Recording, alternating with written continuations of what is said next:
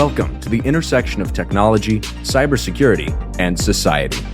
Welcome to ITSP Magazine. Let's face it, the future is now. We're living in a connected cyber society, and we need to stop ignoring it or pretending that it's not affecting us. Join us as we explore how humanity arrived at this current state of digital reality and what it means to live amongst so much technology and data. Knowledge is power, now more than ever.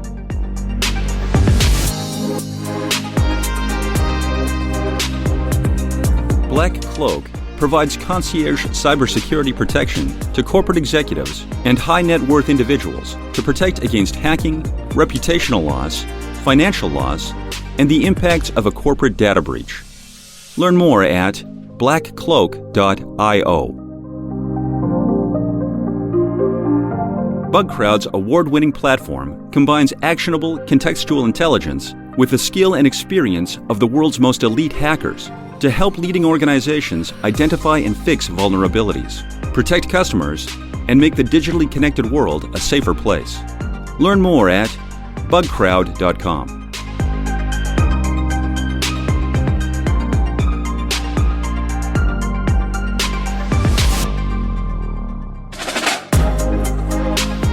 Right, here we are. The channel is Redefining Society, and I played a little trick here to my guest because she was expecting to talk about specifically cybersecurity or in the cybersecurity field, because we already had a conversation about burnout into the cybersecurity industry, and that was right before Black Hat 2022 in Las Vegas, and we decided that it was such a great conversation and there was so much left to cover, even outside cybersecurity industry, and to be able to talk about burnout and business psychology and how this is actually becoming much of a news that we find every day. When you look around social media, people are working remotely. People are quitting their job, people are getting burnout, and we're trying to understand what is going on. But before I keep going on this, I welcome back Stacy Thayer. Our first conversation, again, that was before Black Hat. And today we are into redefining society. So we're going to open up this conversation a little bit. And I'm very excited about it. So thank you for coming back, Stacy. No, I'm happy to be here. Thank you for having me back. I love talking about all of this stuff. So excited to have the opportunity to do it. Yeah, and we don't really have a plan, but I think we know enough to, as Sean says sometimes, which unfortunately couldn't join us today, to be dangerous. So I'll ask a lot of questions, and hopefully together we'll try to find some answer. But let's start from the beginning, a little bit about yourself, and actually because it was before your talk, a Black Hat about burnout. Mm-hmm. Tell me how did it go? Yeah, it was great. It was great. A lot of people are burnt out. that one. There's a good amount of people there, and then we had an after session where we really got into some of the nuances of what people were going through. It was a community discussion where people were able to share some of their personal experiences. And then I had questions afterwards. And so I got a lot of positive feedback, which I always appreciate. So I hope what I said resonated with people. But, it's clear that, people are struggling, and that burnout is something that really does resonate with people. Yeah. So, and you do that because you are, what's your job? So I am, by definition, a cyber psychologist / organizational psychologist. So my background is I have a PhD in an organizational psychology and an MBA. So that allows me to take a look at the human side of the business world, but then also the MBA helps me look at the bottom line and able to understand the business side of things, because at the end of the day, the business has to look at the quantitative number. But the people and the human side is so important. All the organizational literature supports that when you have engaged and happy employees, that actually results in the quantitative numbers that you want, that productivity goes up, that you end up having a much more effective workplace. So I try to bring those two together. And then what I do is I teach cyber psychology, because my background then ends up being in technology, and I kind of fell into security. I ran security conferences and worked in security companies. So all of that blended together to create me and my knowledge base of doing organizational development and business and cyber psychology, bringing that all together. Very cool. And that's what inspired me to make this sudden change from one channel to the other, because we already talked in the specific of cybersecurity. And of course, technology embrace at this point, let's face it, almost everything we do in our life. That's how we work, we connect, we consume entertainment, and we live our life with IoT's devices all over us, and smart this and smart that. So in a way, technology and society have become one, and it's complex. I love that you're looking at all of this from different perspectives, because in the end, the question is, aren't ultimately company made of people? Mm-hmm. Mm-hmm. So we can't just treat them as if people were out of the equation. Societies are made of people, companies are made of people. And if you want the bottom line to be making money, who is helping to do that? So that could be the good question. Did we lose touch with that vision, where we try to just make everything numbers that finally works, taking the humans out of this equation? For some companies, yes. And then for other companies, it's sometimes choosing the wrong people. That's been a big piece where I've seen the Achilles heel of, especially with startups, is doing the wrong hire, putting faith in the wrong person because they have either a certain pedigree or they came from another company, and it's not valuing certain people and what others have to say, and looking by the numbers, not listening to either what opinions people have or the expertise of the people around you.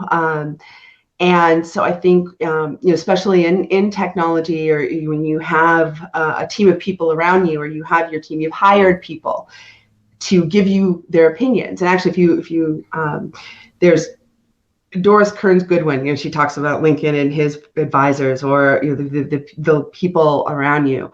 And do you actually listen to them? And do you hear what they say? And do you listen to a diverse set of opinions?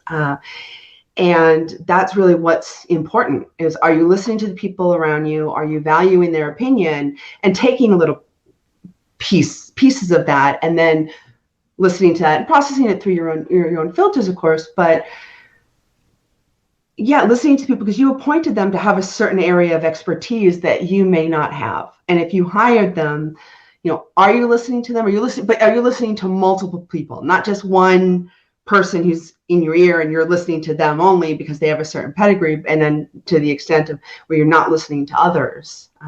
So are you saying that some people that have a great background, a great resume, like maybe CEOs or people in the hiring department, any management level, you're saying that they may be good for some companies, but not good for other company because they have a different bottom line, they offer a different product, a different service.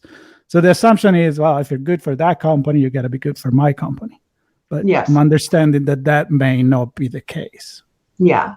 They'll, what happens is the first somebody comes in, it's a CEO or an executive, they hire the people that they've worked with before, or they hire within their network. And, it's understandable. They want to work with who they're familiar with or who they're connected to. And then sometimes that ends up working against them, or they hire somebody because when you're hiring somebody that's a known entity, Or, hey, look, we have somebody who was the CFO of Microsoft, or, something like that has a brand name.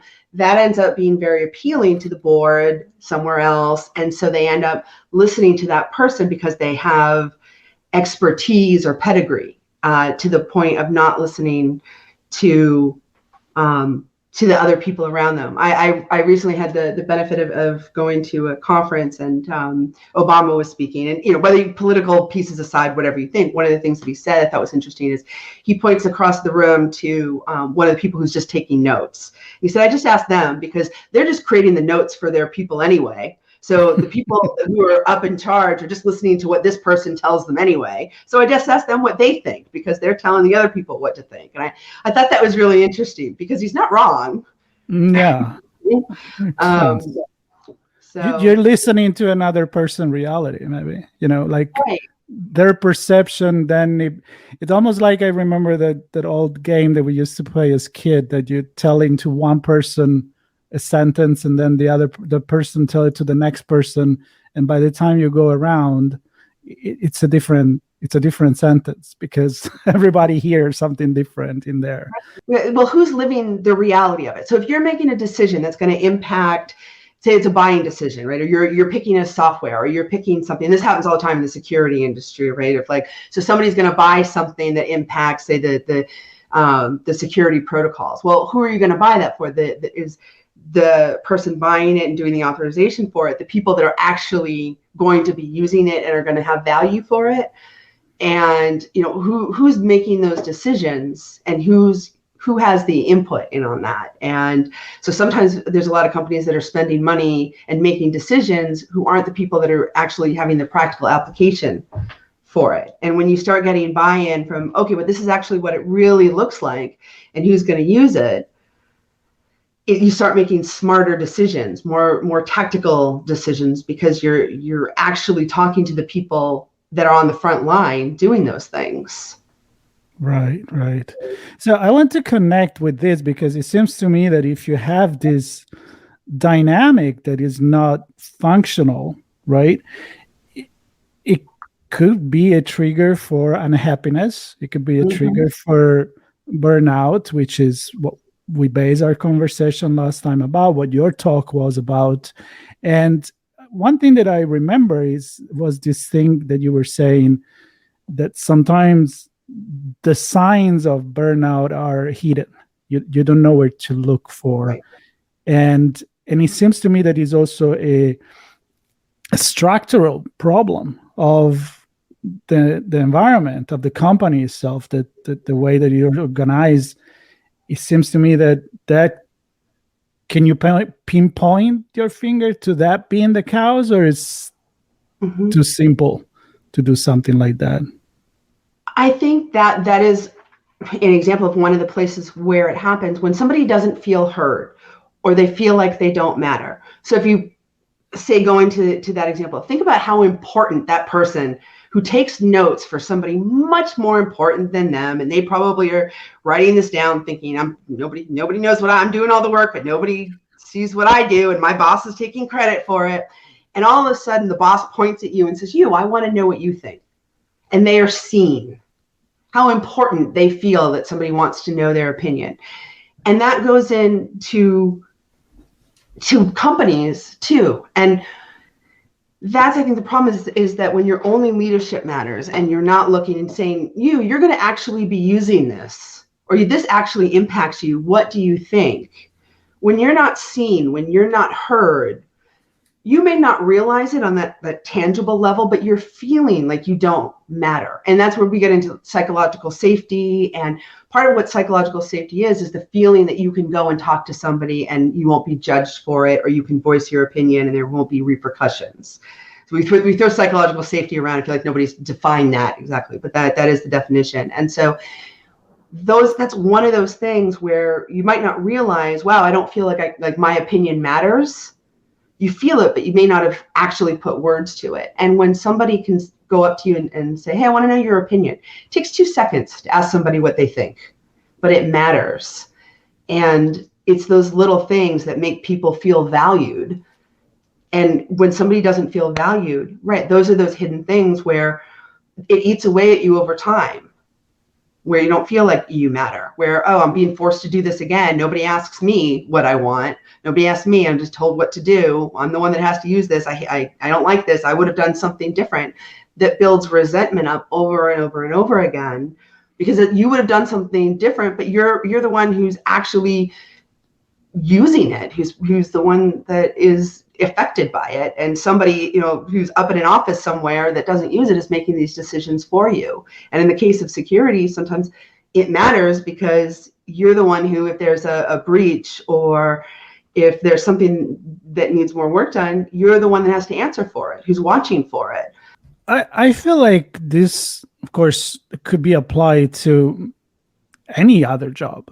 Like if you're not happy with your job, what is the reason why? And that you become burnout from doing that job. And I think it's quite of a different angle from what usually, at least I hear in the cybersecurity industry, technology in general. I assume, and it may be me making the wrong assumption, that burnout means that you're going too fast. You're going high RPM and you end up burning out because you work too much, you have no break, you have no family life, no personal life, and you don't get time for yourself. But you're putting kind of a different angle here where you can get burned out, and that has nothing to do with the actual amount of job that you do, but it's the quality of the job that you do. Yeah. I actually spoke to somebody at Black Hat and said, I work a lot and I don't feel burnt out. And I was like, wow. But he was feeling good about his job and about the work and felt valued in it. And I think when you reach that state of what's called flow, where you feel good about it, you feel like, this is good, I'm on top of it, and you enjoy what you're doing.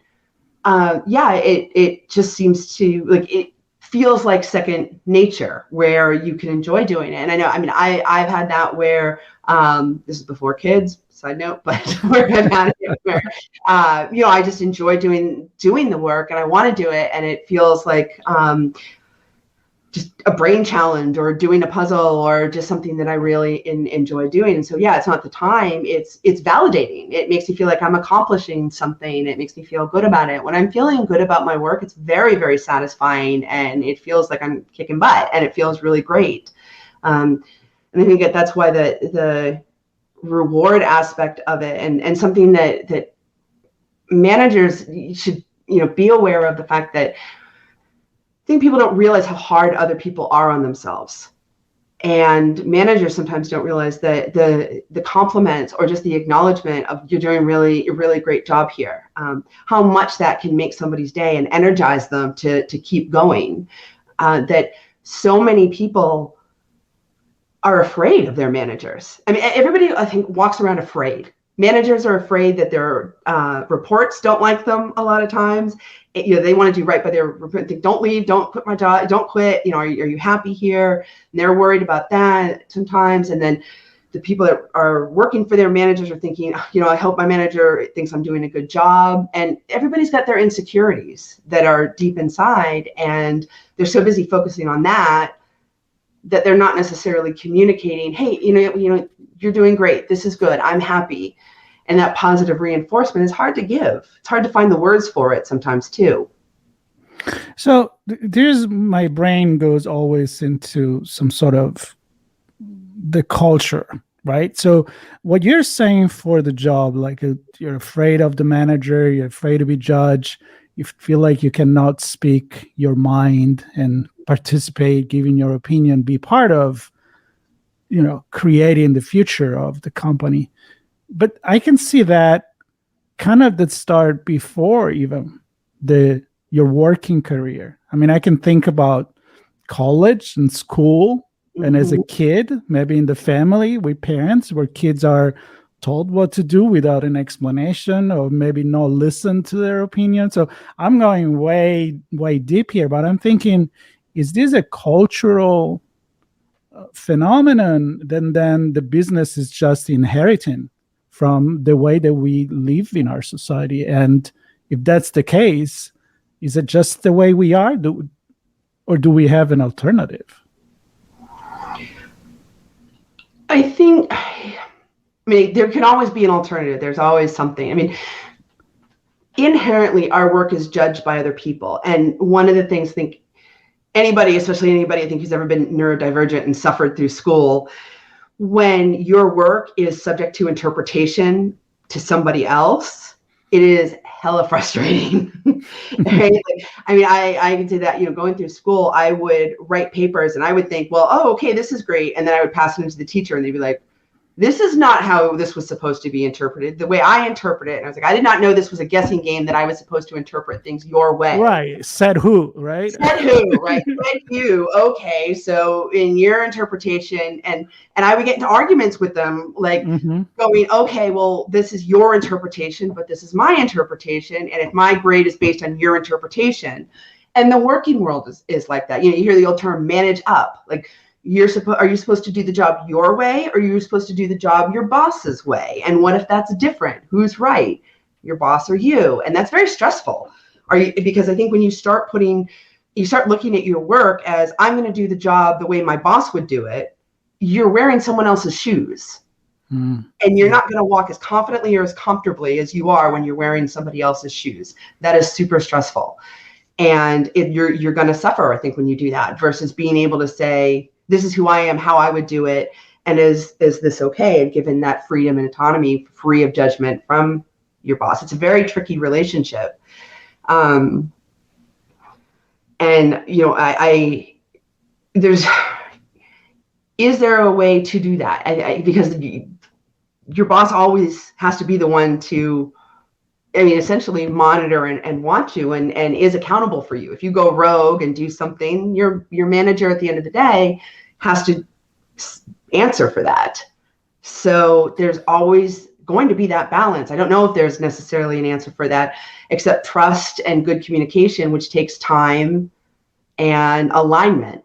And so my hope is that managers put in the time to learn how to align and learn how each other think. But that does take time and honesty and trust building between teammates, which takes a lot of time.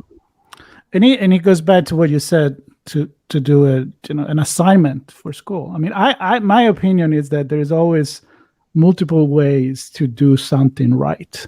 But if you're starting to do things that are right just because you need to please that person, then you don't care anymore. You stop thinking. You're just thinking with somebody else's brain. Right. And so at which point these become the burnout? At what point someone can take it anymore, is not healthy anymore for them? And maybe, as we were talking before starting this conversation, you know, we look at this phenomenon now of quiet quitting, or people that have the option to leave a job that maybe they don't see to have a career in it because they're just doing what they've been told to do and they're not valued. And how we are maybe in a very unique moment in our society where maybe thanks to technology, we're allowed to, make changes. And it seems to me people are, many, taking this opportunity instead of saying, well, that's why they call it work. It sucks, right? I gotta go to the office and do stuff that I don't like. It doesn't have to be like that. So what is happening now to allow this? So what I think has happened is, for those people, as we evolve, and so I think with the pandemic, with people being able to work from home, and when that happened, there became a shift.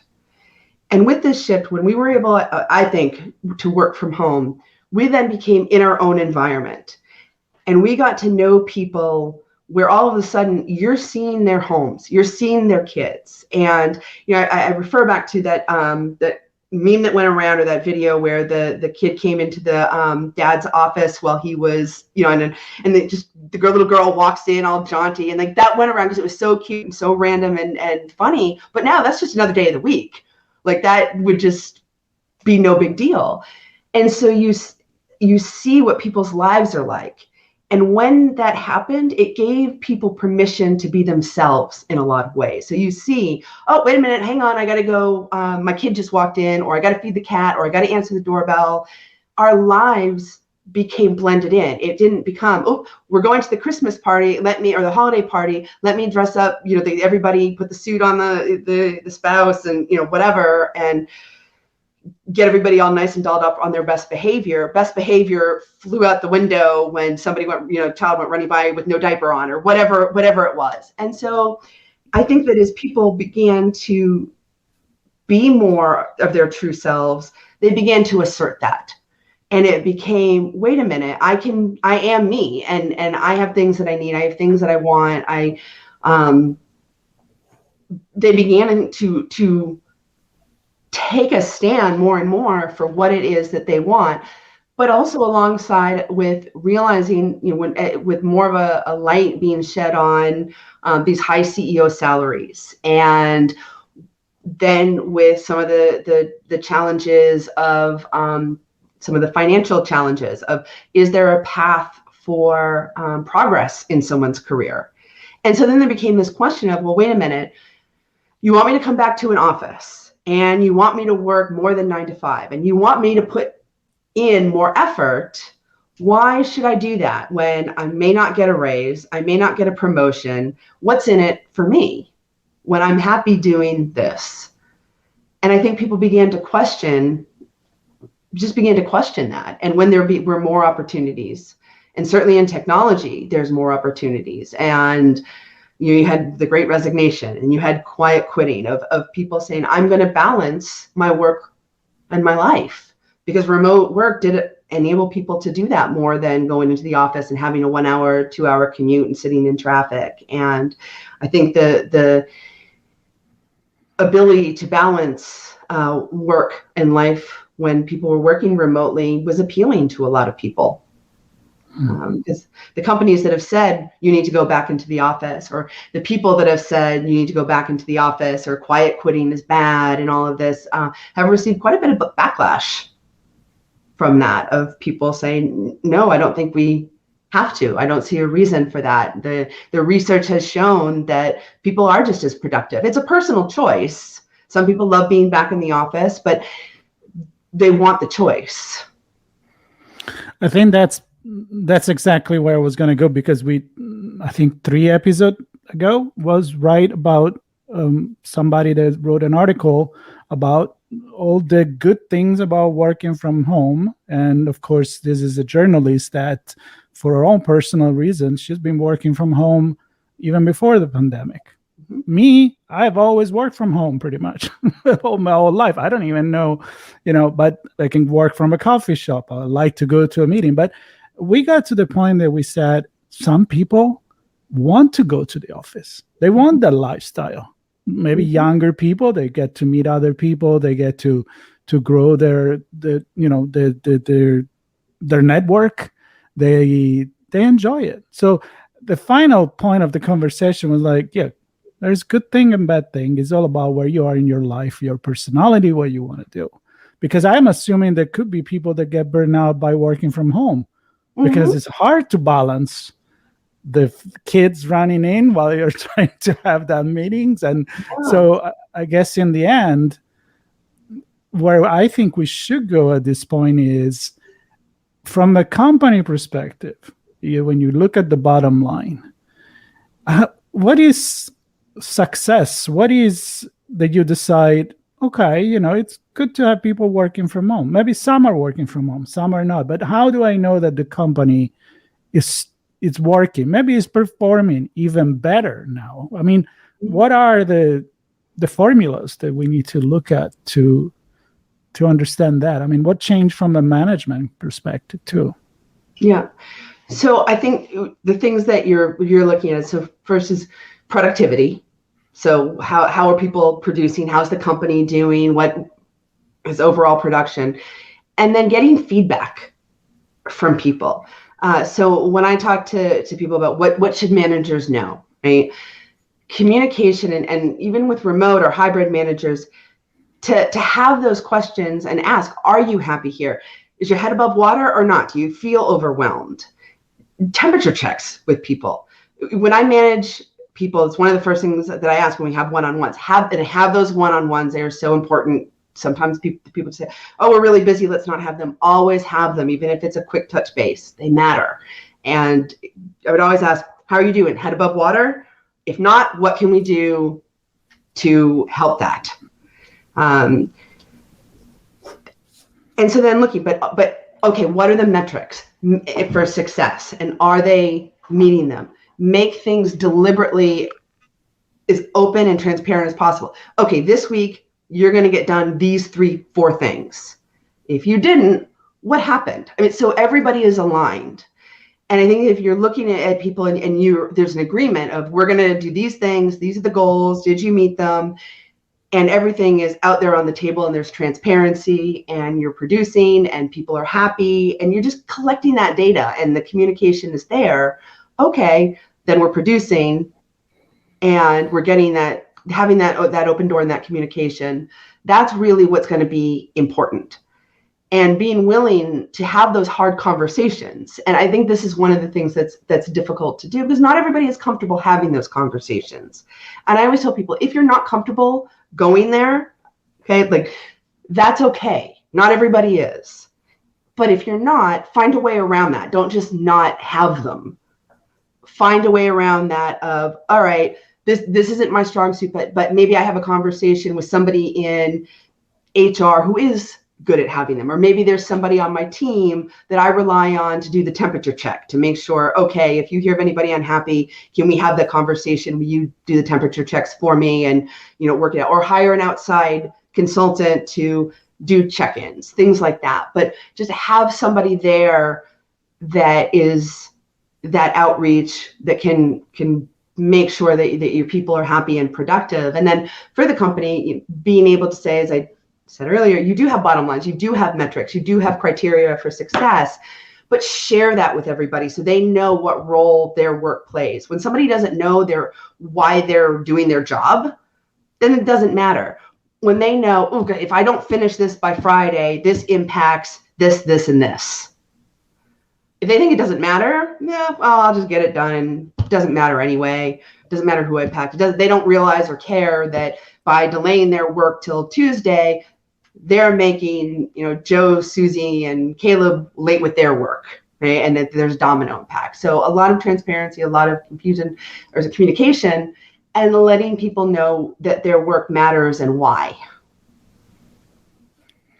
I think that's an important point because if you are just doing a repetitive job, and I cannot not think about, Adam Smith and the division of work and labor and how that was such a great thing for Industrial Revolution because you could produce more, but you also make people become just numbers or machines because you're like, all right, you're going to sharpen a pencil. Well, why do I sharpen the pencil? Well, don't worry about that. You sharpen the damn pencil. And then, to the extreme of knowing, I have this role. I'm doing this thing because there is all the many people that benefit that I'm working together in this team. And then the customer of the company are getting a better product. They're happy. And so that you're part of the society. So I think it's reconnecting to what you said at the beginning, meaning like, is that work giving you a purpose? Mm-hmm. And if it's not, then you may get burnout and you're going to walk away and do something else. Now, is there something in between? Like, as the importance of retaining people in a company, you can't just either fire people every day or have people quitting every day. It costs. You have to retrain, you have to restructure. Mm-hmm. Our company doing this temperature check, our company really meaningful. And I am kind of thinking like what, diversity and inclusion. One thing is to say, oh yeah, we are a diverse company. We are inclusive. But are you really? Or are you just saying that? Right. So I'm thinking the same thing about quality of life and burnout management. Our company literally getting better at doing this? Or what do you think they could do better? The companies that I have luckily either worked for or interacted with are but I do know that there are a lot that are not. That said, I think that with advocacy from like the talks at Black Hat, and there's a lot of work like from in the mental health hackers but also in like the Kubernetes space and the developer space. Like there's a lot of advocacy for mental health happening right now, and I think with that there will be some encouragement and some movement towards that. The awareness is happening. It may be slow. I get super frustrated, when I say, okay, well, what about mental health days? And someone says, doesn't exist. Mental health doesn't matter. And I'm like, oh my goodness, this is why people are unhappy with you. I think anybody, when they take that attitude, it is very frustrating, and that's why their employees are frustrated with them. But no, I do see a shift headed towards at least awareness and movement towards wanting to do that. If the folks that struggle with it, it's because it's out of their comfort zone. Not everybody is comfortable having what's termed the soft skills, right? It's not a comfortable place for them. I know nobody can see my air quotes, but that's what I feel like. Or people cannot see my face, but if they heard my conversation, they know what I think about soft skills. Yeah. I think they're rolling here, but right, the opposite of soft skill. There. Yeah, they're the people. It's how many times it's like if you valued people more and you valued the people around you and the humanity of it and put investment into people. I mean, how much that means. I had my boss, my little girl fell down the stairs, and my boss said to me, she goes, do you need to be with her? In fact, you know what? No, go today, take today and be with her. I didn't ask for the day off. She gave it to me because she knew that my kid was scared and I needed to spend the day bonding with her. And that, and like I could have cried. It meant so much to me that she had that empathy, that sensitivity. And you know what, my loyalty and like my appreciation that she did that for me without, like, I didn't ask for it, but she knew what I needed more than I did. And what that did for me in terms of like appreciation and reciprocity was through the roof. And that's the kind of thing that I'm talking about. Like, she knew what I needed more than I did and gave it to me. And that, in terms of just it was everything as far as I'm concerned, because it's exactly what my little girl needed, was to be with me after having gone through something. But that's the kind of thing I would love to see more of that. And I asked my boss, can I use this as an example for like awesome bossness? Because that it blew me away when she did that, because I want to see more of that from bosses, having that level of awareness of like, oh my God, this is your mental state right now, and you may not be aware of what you need because you're frazzled or unsure, but you need to take care of your family now. Go. I love that. So, I mean, that's great, but shouldn't that be the norm? That's what she said, right? Like, I mean, the norm. She's like, is that like, am I weird thinking this? Right. And when she said that, I was like, no, you're right. Like, it should be the norm, and it isn't, like, and in so many times. And when we were talking about burnout and in the community discussion, it was some of the things that we had talked about was like, is that the norm, and that it's not, and that sometimes people are afraid to ask for that, or afraid to ask for time off, or, is it okay to go and be with my kids, or isn't? And the choices that people feel they have to make and are afraid to ask for, or afraid to take advantage of things. And certainly, I mean, I could then go on about, women in the workplace and the choices that they've had to make throughout time. I mean, it's just families and the generation that are in the middle and having to take care of young kids and seniors. There's a lot of choices being made all around, and it's a balancing act to try and do it all. So no wonder so many people are burnt out and trying to balance it all and just find some sanity and peace of mind. Yeah. So during this conversation, obviously, we didn't talk about the sign of burnout or what you can do about it. I will invite people to actually listen to, and I will put a link to the other conversation that we had, because there was some really great advice coming from you. but I think that today's conversation from a societal level, it's even more important because, I come down to one word, which is empathy. Mm-hmm. So I feel like that what you were told when that happened to your daughter was that your boss put herself in your shoes and said, well, what would I do? What would I want?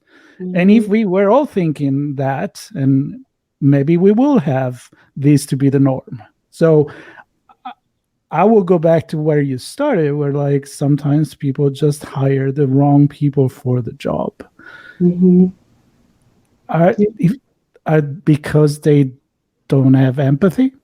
It's because they just have an older concept, an ancient concept of how the hierarchy, more like it's more of a military environment than a company. I mean, I think for some people, yes, it's about empathy, but it's also about empathy first. And yes, not just that. Right. I think though, if what people might think is, oh, if they need it, they'll just ask. Yeah. Right. Like if I really wanted it, I would have just asked, versus like she was like, you were going, like, I didn't ask for it. She's like, you were going, go away. Goodbye. And she literally close, like slacked it. She was like, goodbye, go. And whereas I think most people would be like, well, if they needed it, it's their decision. I'm not going to tell them what to do, or they just kind of would take the, I don't know, easy road, or, like, oh, well, if they asked for it, I'd say yes. But what they're forgetting there is that some people are legitimately afraid to ask for a day off. Like, or, well, no, they need me. I don't want to cash in my favorite chips. I don't want to, is it worth it? Is it? And that there are people that are afraid. I mean, part of the burnout part is this being afraid of being fired, is the anxiety behind it. And if you have anxiety, chances are you're going through your days like, am I going to get fired? Am I going to let go? I'm doing a terrible job. Like, you're hard on yourself. So many people are so hard on themselves that to ask for a day off when it's not vacation, or for something like, your kid is homesick, or, like something really bad, or, whatever, it's, if you're only able to cash in so much goodwill, is this when you're going to cash it in? I don't know. It's hard for people. And some people just, they take days off at the drop of a hat, and I don't want to be one of those people. And so there's anxiety around that. And I think people don't consider that. Yeah. It's unfortunate, the stigma around that. Yeah. So just to conclude this conversation, which could easily keep going, and maybe we should keep going. Maybe we should have a panel about this one of these days. The role of technology into this, and how do you see things evolving? I mean, now, unfortunately, not in every job, because it's kind of like when the pandemic came, or some people had the luxury to work from home, and some people, their job is to be there in person, and they couldn't just not go, right? Unless they say, no, today nobody works, and then the whole society stop. But in general, I feel like the role of technology could ease this relationship that we have, being able to work on a commute. I see many countries in North Europe that are going for the 4 days work week, and they actually don't see a reduced performance. They actually see an improved performance. So here we go. But we couldn't be able to do that years ago without the internet, without the network that we have. So your final thoughts about maybe how we could implement technology into facilitate our daily working life. I mean, what's your thought on that? So it's interesting. I had a meeting earlier today with somebody in the VR community, and we were discussing whether or not VR would start to play a role. Yep. And it is coming. It is coming. Winter is coming. Yes, it is coming. but no, the 4 day work week, the 4-hour work week. I mean, all these 4 hours, yes, 4 hours. I mean, yeah, all of these different things. Unfortunately, with some of those major changes, something has to push it. So many people said remote work, no way, we'll never work, no how, no way, no how. And then the pandemic happened, and it was like, oh, well, no, we can make remote work happen. But it took a pandemic to make that these companies change their mind. So let's not do that again. So I don't need something that traumatic to make people finally change their mind. I wish they would, but yeah, I think as new technologies come out, but it'll have to be something big that people are willing to take a risk on. And, my hope is, I love the idea of a 4-day work week, but I think that with the technologies, who knows, self-driving cars, a better train system, better implementation. I mean, you take the train system in other countries, and it's so easy. If I could go and take an easy train system, I would be much more willing to go into an office. So, I mean, major infrastructure would have to change, I think, to make life a little bit easier here. But, we'll see. There's lots that could be done if we were willing to do it. Absolutely. Kind of like driving technology to do what could improve humanity instead of just do the other way around, where machine will slave you. And of course, now I'm going all fictional here, but that's not the point. But I love what you said. It's kind of like creating more of a utopia than a dystopia, because in a way it's scary, but it doesn't have to be one or the other, right? Yeah. Virtual reality or robotics, it doesn't mean artificial intelligence, doesn't mean it's taking all the jobs away. I mean, it means it augmented our capacity to do our job, and maybe that will free us from monkey work, right? That repetitive thing that you don't even understand why you do it. So I think that you're right. That's at the core of feeling unhappy, and that's where burnout comes from. And whatever that make you feel unhappy, we need to take care of it. We need to figure it out. So great conversation. I don't know how many answers we gave, but I'm hoping that people will be asking themselves or others a lot of questions. Maybe not necessarily should I quit or not, but where are we going with this? What makes me happy? What doesn't make me happy? What can I do about it? So, Stacy, we'll put links to your work or resources, your talk still, because I think it's extremely relevant. And I want to thank you very, very much for joining me on this societal conversation, and come back any time. All right, thank you. If we can resolve this problem, or at least to make people more open about it. How about that? Yeah, get them thinking, and what does happiness look like for me and my company, my job, my organization, and make it happen. Cool. All right. Thank you, Stacy. Thank you, everyone, for listening. And I'll catch you on the next episode of Redefining Society here on ITSP Magazine. Thank you.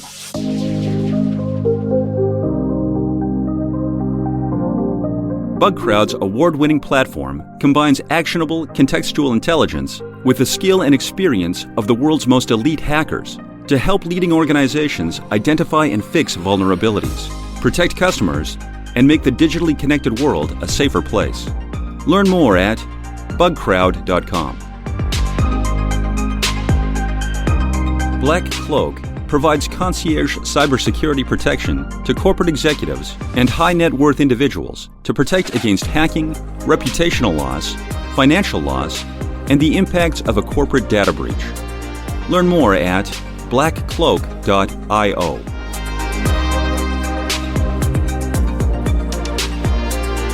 We hope you enjoyed this episode.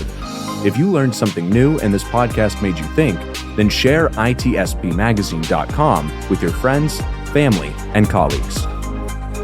If you represent a company and wish to associate your brand with our conversations, sponsor one or more of our podcast channels.